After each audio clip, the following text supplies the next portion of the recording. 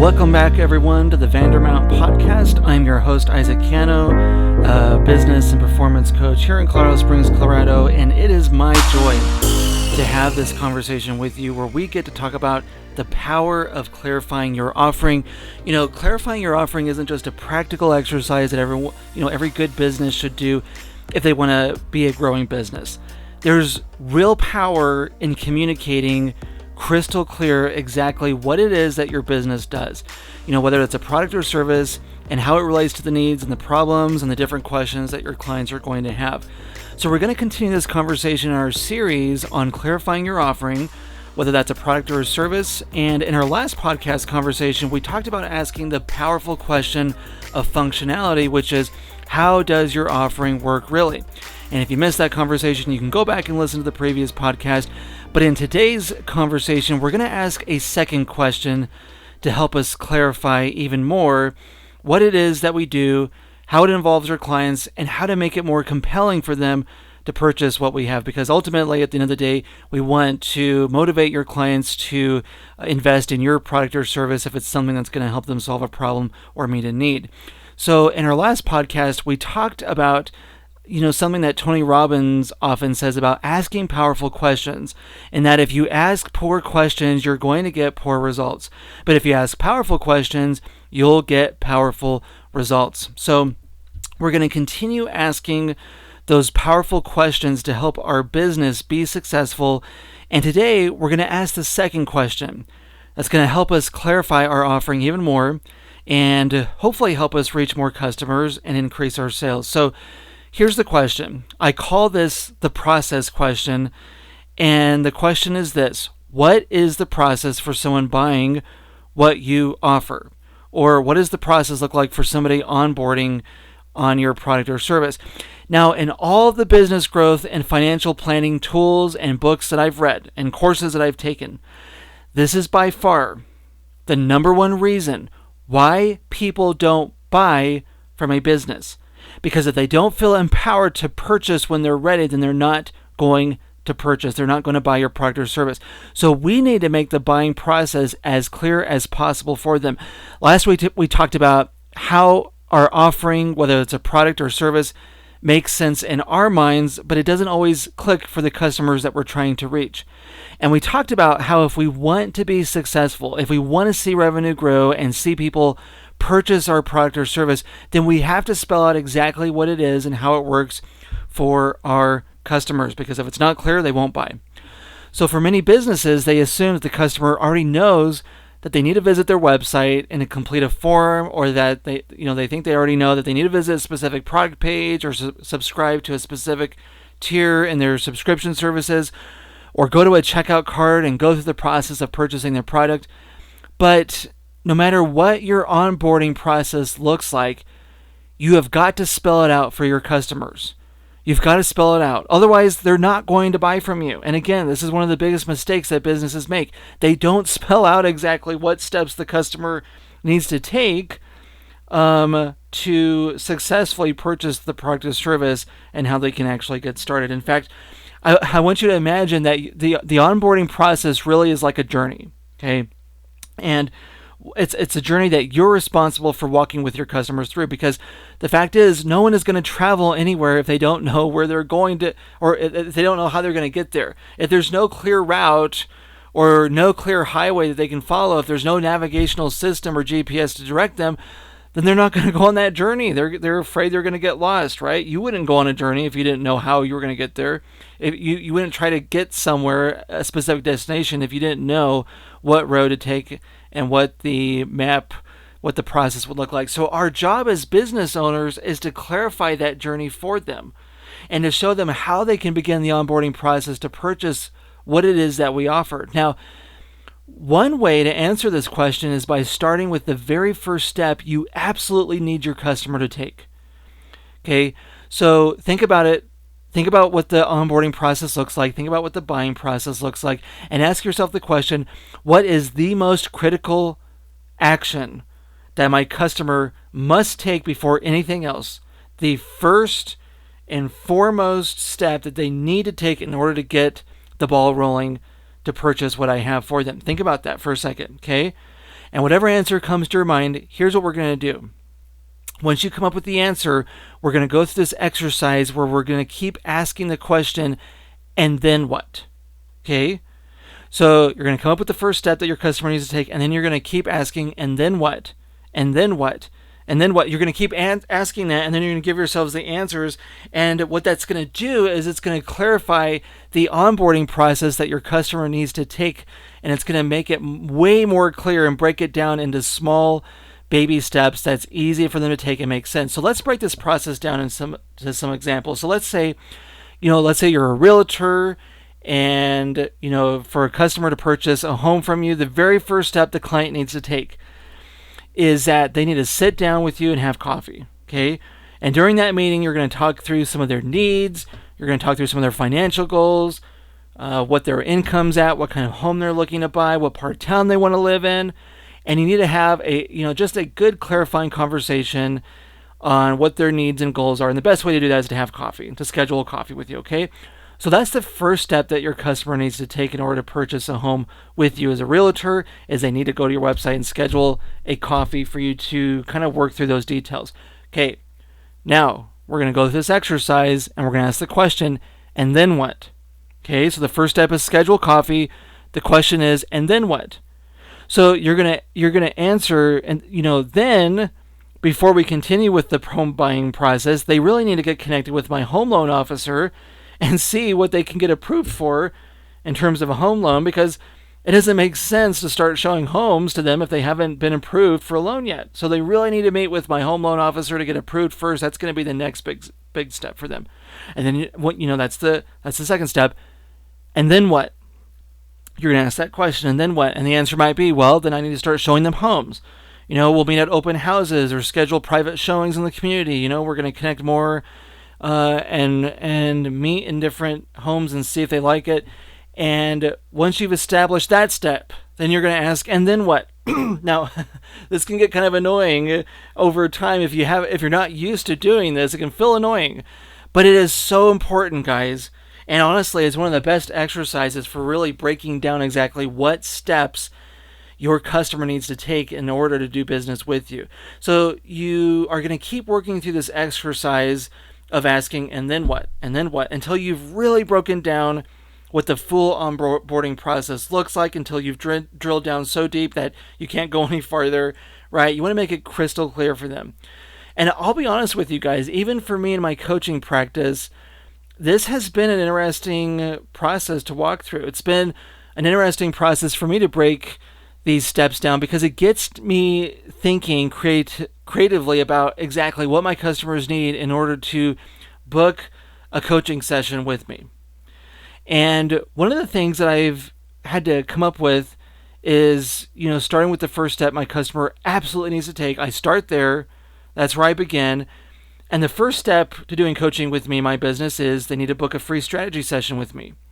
That's the first step that gets the ball rolling for coaching, because me and the client can't do anything. We can't work on any other business goals or, have a plan of action until we have that free strategy session to see where they're at and where they want to be, and just kind of, it's a good opportunity for us to get to know each other, see if we'd be a good fit to work with each other. So that's the first step. Now, if I break that down and I ask, and then what? Then the next step might be that we need to work through a business analysis together and to get a feel for what needs need to be worked on in the business. What are some areas of weakness they need to work on? What are some areas that are working really well that they need to reprioritize efforts and focus on those efforts or on those actions to help them get better results? Something like that. Okay, so maybe we do a business analysis together. And then what? And then again, I might answer, well, we need to talk about pricing options and choose the one that works best for them. That's great. Then what?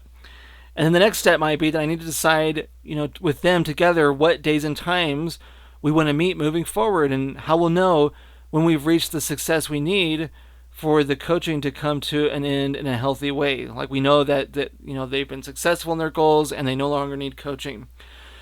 So that was kind of the process that I walked through to help me really clarify what the coaching onboarding process is going to look like.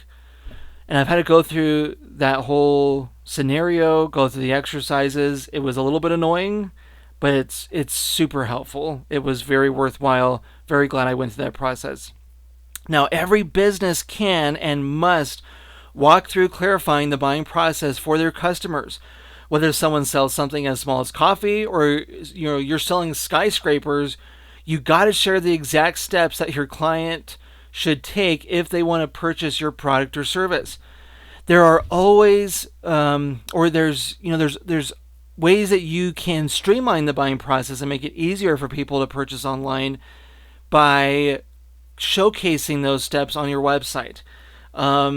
You're helping them get started online, whether they go to your your booking page on your website, or a call to action page, or a product page. If you have that visible on your website, if you make it possible for people to buy or book from you online, man, it's so much easier for them versus them having to email you to get the process started or give you a phone call. And by the way, guys, as I've coached businesses, this has come up so many times. I ask businesses at networking groups and people that I'm coaching, what needs to happen for your customer to start doing business with you? And more times than not, they say, well, they just need to email me and we'll go from there. Or they just need to pick up the phone, give me a call, and we'll go from there. You're making it hard for, first of all, that's not even on their website. Nowhere, it doesn't say, hey, email me and we'll get the ball rolling and we'll figure it out together.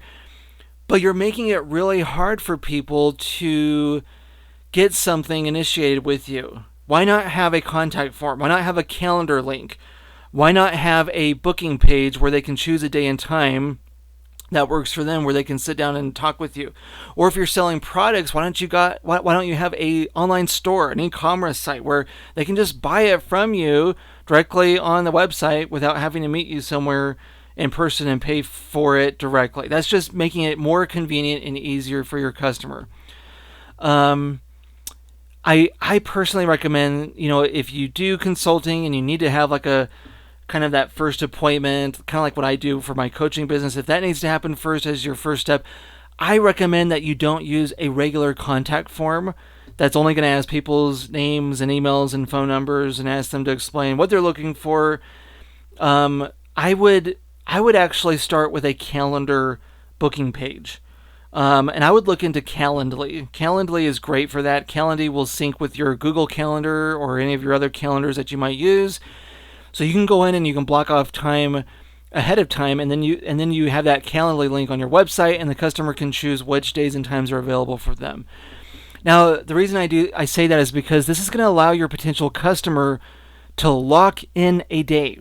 Okay, it's gonna force them to lock in a day and time to meet with you versus having to fill out a form, wait for you to email them back, to where you're going to go back and forth with them to schedule something. And, it just wastes time if you email back and forth to schedule something.